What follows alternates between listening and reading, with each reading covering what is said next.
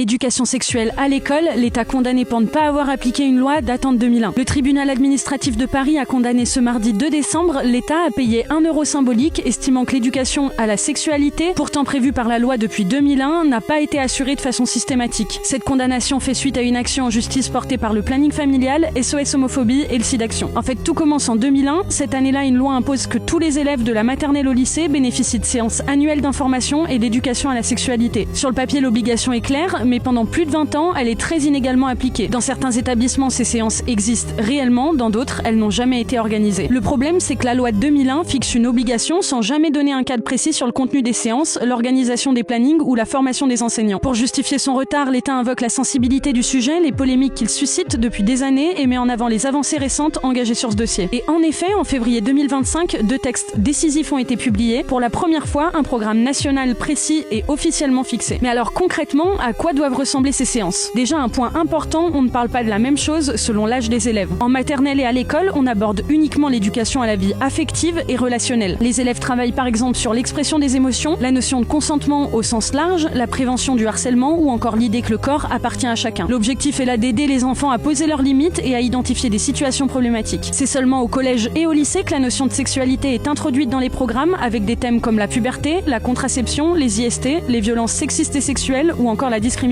Dans tous les cas, ces séances doivent être organisées au minimum 3 fois par an par groupe d'âge homogène. La circulaire de février 2025 fixe aussi des règles très précises sur la manière dont ces séances doivent se dérouler. Elles doivent reposer sur des connaissances scientifiques et rester neutres. Les enseignants et les intervenants doivent garantir un climat de confiance, respecter la parole ou le silence des élèves et ne jamais entrer dans leur vie privée. Les associations à l'origine de la procédure évoquent une victoire majeure et rappellent que le manque d'informations sur la sexualité fait que les jeunes vont chercher des réponses où ils peuvent, notamment sur Internet et sur les réseaux sociaux, où ils peuvent être exposés à des discours masculinistes dangereux.